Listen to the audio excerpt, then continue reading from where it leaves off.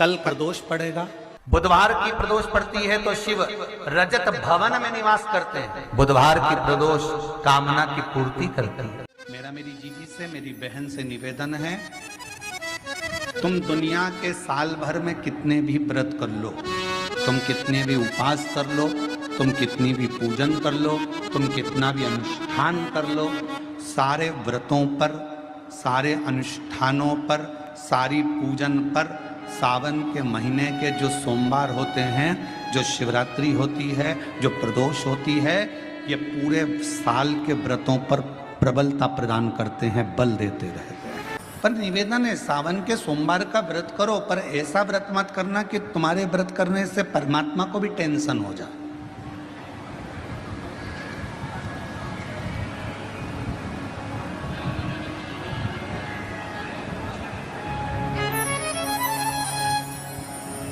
कई माताएं व्रत कर लेती हैं, मेरा सावन का महीने में व्रत है, पूरा 1 महीना व्रत करूंगी, 1 लौंग खाऊंगी, 1 गिलास दूध लूंगी, इसके सिवाय कुछ नहीं लूंगी, 1 फल खाऊंगी, इसके सिवाय कुछ नहीं। बहू बेचारी बोल रही, मम्मी शुगर ऊपर नीचे हो जाएगी, तुम्हारा बीपी ऊंचा नीचा हो जाएगा, तुम तो खाओ पियो। अब आपको पूरे महीने भगवान शंकर की आराधना भी करना है, पूजन भी करना है, अर्चना भी करना है, जाप भी करना है, कथा भी सुनना है, मंदिर भी जाना है, और मालूम पड़ा ऊपर से तुम बीमार पड़ गए। बीमार पड़ गए तो क्या मंदिर जा पाओगे? जम के तो बोलो, नहीं। आराधना कर पाओगे? बैठकर भजन कर पाओगे?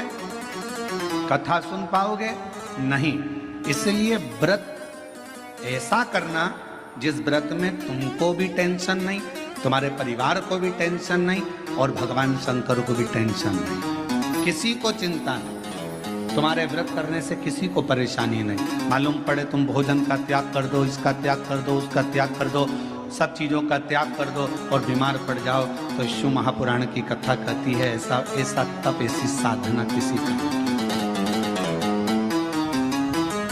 कई माताएं तो ऐसी भी होती हैं भाई, पत्र लिखती हैं, कहे गुरुजी हमारे घर में अभी इनकी तबीयत ठीक हुई, फिर ससुर की तबीयत खराब हो गई, देवर का हो गया, देवरानी का हो गया, सास की हो गई, मेरी हो गई, बच्चे बीमार पड़ रहे हैं, कहीं कोई बीमार पड़ रहा, कोई बीमार पड़ रहा, एक ना एक घर में बीमार पड़ते ही रह रहे हैं, कोई ठीक रह ही नहीं पा रहा। गुरुदेव हमारे घर में कोई दोष हो गया क्या, या हमारे पूजन के कक्ष में कोई तकलीफ हो गई, या हमारे घर में पितृदोष हो गया, वास्तु दोष हो गया, काल सर्प दोष हो गया, एक बीमार पड़ता एक ठीक होता, फिर बीमार पड़ता फिर ठीक होता, फिर बीमार पड़ता फिर ठीक होता। शिव महापुराण की कथा कह रही है, शंकर भगवान का चरित्र कह रहा है, सावन के महीने में प्रदोष का जो दिन आए, 2 प्रदोष श्रावण के महीने के 2 प्रदोष पड़ेंगे, किसी भी प्रदोष पर एक पीपल के पत्ते पर कनेर का पुष्प अपने घर के अंदर रख लीजिए प्रदोष के 1 दिन पहले, और प्रदोष वाले दिन उसको बहते हुए पानी में डाल दीजिए। जिंदगी में जो तुम्हारे यहाँ तकलीफ चल रही है, एक उठ रहा है, एक बैठ रहा है, एक बीमार पड़ रहा है, एक ठीक हो रहा है, फिर बीमार पड़ रहा है, फिर ठीक हो रहा है, ये ठीक हुआ, फिर इसको हो गया, फिर इसको कुछ हो गया, फिर किसी को कुछ हो गया, अर्थात शिव का नाम लेकर। और फिर ध्यान देना, इस क्रम को करने के लिए आपको तुमरुकेश्वर महादेव का नाम लेना पड़ेगा। कौन से महादेव का नाम बोलना है? तुमरुकेश्वर महादेव, जिन्होंने भगवान शंकर की अविरल भक्ति को धारण करा। एक शिव और एक गुरु, 2 वाणी पर अगर भरोसा निश्चित है तो यह मानकर चलो कि भगवान शंकर आपके जीवन में कभी तकलीफ आने ही नहीं देगा। एक शिव की वाणी, एक गुरु की वाणी। जिस प्रदोष व्रत का हम वर्णन करते हैं, जिस प्रदोष के दिन का आपको बधाई कल हमने दी थी कि प्रदोष की आपको बधाई हो, प्रदोष शाम का जो समय होता है, प्रदोष काल जो होता है, उसका वर्णन जब हम करते हैं, ये प्रदोष की पूजन का विधान किसने बनाया, ये प्रदोष की पूजन का नियम किसने बनाया, ये प्रदोष की संध्या काल का, प्रदोष के समय का पूजन का विधान कौन बनाया, ये प्रदोष के समय पर एक बेलपत्र चढ़ाने का विधान किसने बनाया, प्रदोष के समय पर एक समीपत्र चढ़ने का विधान किसने बनाया, प्रदोष के समय पर अगर मान लो कोई कोई भिखारी से भिखारी व्यक्ति भी है जो ठेला चला रहा है, उसके पास में खाने के लिए कुछ नहीं है, फटे कपड़े पहन रहा है, उसकी जिंदगी में कुछ भी नहीं बचा और कर्जे में लदालूम हो गया। एक चावल का दाना अगर वो प्रदोष के दिन, प्रदोष काल में शाम के समय पर शंकर के शिवलिंग पर चढ़ा देता है तो 3 या 4 प्रदोष में उसका कर्जा चूकना प्रारंभ हो जाता है। प्रदोष का विधान इतना ये प्रदोष का वर्णन करा किसने? इतना प्रदोष की महत्वता बताई किसने? कौन करे इतना वर्णन? अगर प्रदोष की महत्वता बताने वाला कोई है, इसीलिए मेरे शंकर भगवान माता सती को लेकर कुंभज ऋषि के यहाँ, अगस्त ऋषि के यहाँ कथा सुनने के लिए गए थे, क्योंकि उनके बराबर कोई शंकर के महत्व को बता नहीं सकता और प्रदोष के महत्व को नहीं बता सकता। सती मैया को प्रदोष का महत्व बताने के लिए शंकर सती जी को लेकर कुंभज बाबा के यहाँ गए थे, अगस्त ऋषि के, कि प्रदोष के महत्व को तो जानो सती तुम प्रदोष के महत्व को तो सती जानो, तुम प्रदोष के महत्व को तो सती पहचानो कि प्रदोष का महत्व क्या होता है, प्रदोष काल का महत्व क्या होता है, प्रदोष के समय का महत्व क्या होता है। जिस समय पर सूरज डूब रहा हो, चंद्र प्रकाशित हो रहा हो, दोनों का मेल हो रहा हो, ना तो पूरा सूरज डूबा है, ना पूरा चंद्र आया है, ना पूरा अंधेरा है, ना पूरा उजाला है, उस समय को प्रदोष काल कहा गया। उस समय को प्रदोष का समय कहा, प्रदोष काल कहा। अब कई लोग हमसे कहते हैं, गुरुजी आप हमको प्रदोष का समय बताया करो कि प्रदोष काल किसको कहते हैं, प्रदोष का समय किसको कहते हैं।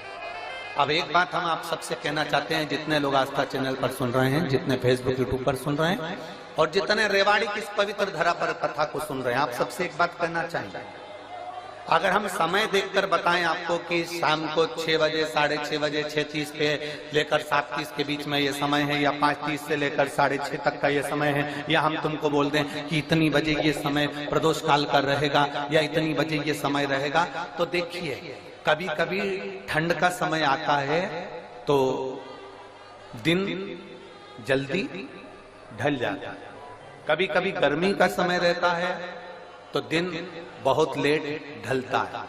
इसलिए समय की गणना से मत चलो, आप तो ये अंदाजा लगाकर रखो कि दिन ढल रहा हो,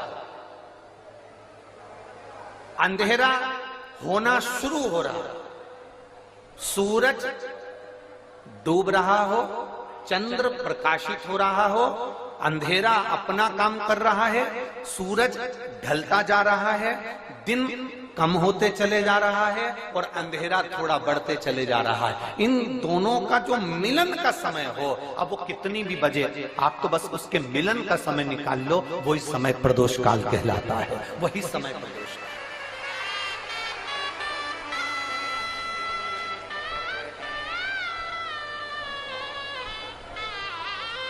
अब प्रदोष काल की पूजन का विधान किसने बनाया? कोई आपसे पूछे तो क्या बताओगे? जम के बोलो जल्दी से, कौन ने बताया था? अगस्त ऋषि। प्रदोष का नियम बना लो, शिव जी के शिवलिंग पर 5 जगह पर त्रिपुंड लगाना है चंदन का, समझेंगे अच्छे से? मान लो शंकर भगवान का शिवलिंग है और ये शिव जी का शिवलिंग है, ये जलाधारी है, ये गणेश जी का स्थान, कार्तिकेय का स्थान, बीच में अशोक सुंदरी का स्थान, शिव जी के ऊपर जो बूंद बूंद पानी जलाधारी में से टपकता है वो शिव जी की 5 लड़कियां, नाम बोलेंगे साथ में, जया, विषहरा, श्यामली बारी, दौतली, देव, शिव जी की 5 बेटियां। शिवलिंग में अगर आपने, डॉक्टर ने कहा कि बहुत बड़ी बीमारी है, तकलीफ है, 5 स्थान पर त्रिपुंड लगाना प्रारंभ करो, पहला, दूसरा, तीसरा, चौथा, 5वां, अर्थात शिवलिंग के कहीं पर भी भाग पर आप अगर 4 स्थान पर नीचे भी लगाएं और एक स्थान पर ऊपर भी लगाएं। शिवलिंग के किसी भी भाग पर 5 जगह पर चंदन का लेपन करना प्रारंभ करो। उसी चंदन के भाग में से 5 जगह का नमः शिवाय बोलकर थोड़ा सा चंदन लेकर आइए, कंठ पर और वक्षस्थल अर्थात हृदय पर उसको लगाना प्रारंभ करो। धीरे धीरे धीरे धीरे रोग कंट्रोल में आएगा और दुख मिटना प्रारंभ हो जाएगा। दुख मिटेगा। शिव जी के पंचानंद मुख से पंचाक्षर मंत्र प्रगटा है। कौन सा मंत्र है? सब बोलिए, नमः नमः।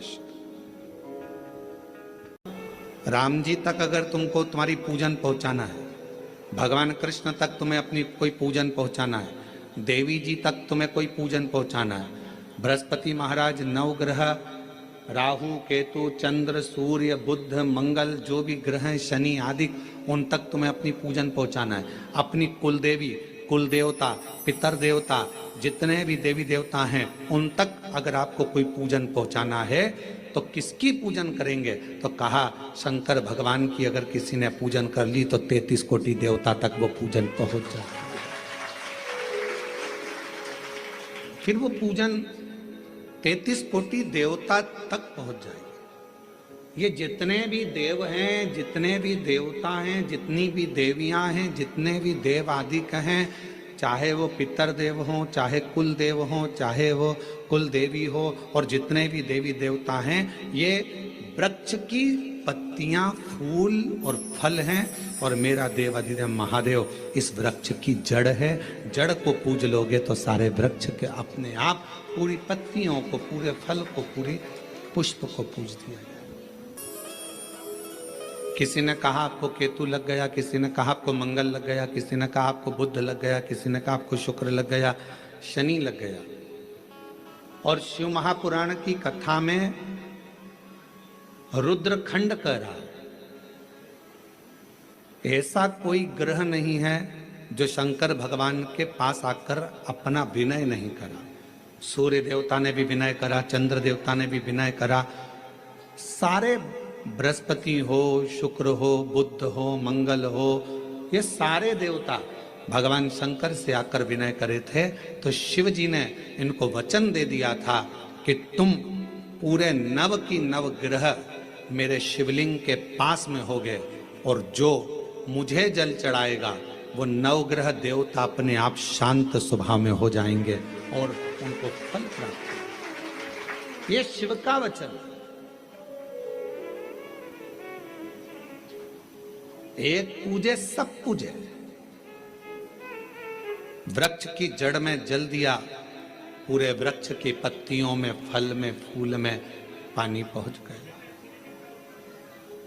उसी तरह शंकर भगवान का यदि भजन करा है, शिव जी का यदि स्मरण करा है, शिव नाम का यदि जाप करा है, शिव नाम में अगर हम आप डूबे हुए हैं तो ये मत सोचना कि हम राम जी को छोड़ दिए, या हम कृष्ण जी को छोड़ दिए, या हम देवी जी को छोड़ दिए, हमने पार्वती जी को जल नहीं चढ़ाया, हमने गणेश जी को जल नहीं चढ़ाया, हमने कार्तिकेय को जल नहीं चढ़ाया, हमने नंदी को जल नहीं चढ़ाया, हमने सूर्य नारायण भगवान को जल नहीं चढ़ाया, हमने चंद्रदेव की पूजन नहीं करी तो हमको दोष लगेगा। ना ना ना, शिव महापुराण की कथा कहती है, यदि आप अपने घर से 1 लोटा जल भरकर शंकर जी को समर्पित करते हो तो सारे देवताओं की आराधना पूजन अपने आप अपने 5 स्थान है जहां पर भगवान शंकर को चढ़ा हुआ जल यदि हम लगाते हैं तो हमारे 9 ग्रह, चाहे शनि हो, चाहे राहु हो, चाहे केतु हो, चाहे बृहस्पति हो, सारे ग्रह हमारे अनुकूल हो जाते हैं। 5 हैं। और सभी श्रोता भाई बहनों को कि कल प्रदोष व्रत मंगलवार का पड़ रहा है, लड़के को मंगल है, क्या करा जाए? कुछ मत करो। प्रदोष के व्रतों में वर्णन किया गया है कि रवि का प्रदोष, भौम का प्रदोष, मंगल का प्रदोष, बुध का प्रदोष, गुरु का प्रदोष, शुक्र का प्रदोष, शनि का प्रदोष। जो प्रदोष पड़ते हैं पूरे महीनों में, पूरे वर्ष में, मंगल का प्रदोष निकाल कर रख लो कि मंगल का प्रदोष इस दिन पड़ रहा है। मंगल की त्रयोदशी तिथि पड़ रही है। और जिन लड़का लड़की को मंगल होते हैं, जिन कन्या और वर को मंगल होते हैं, केवल शंकर भगवान के मंदिर में जाकर चौमुखी दिया, 4 बत्ती का दिया आटे का, उसमें घी डालकर लड़की शंकर भगवान के मंदिर में मात्र 7 बार शंकर पे से उतार कर 3 बार स्वतः उतार कर शिव के मंदिर में रख देती है, उसका मंगल आड़े आता ही नहीं है, मंगल नहीं आता सामने। मंगल प्रदोष व्रत का इतना महत्व है महाराज।